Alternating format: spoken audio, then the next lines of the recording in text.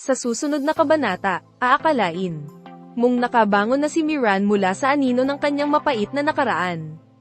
Tahimik na ang mundo niya, o yun ang akala niya, bigla.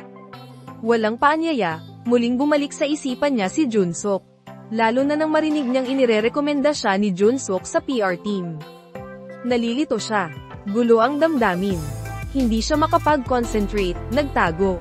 Siya sa likod ng mga kahon, hinihiling na sana hindi siya makita.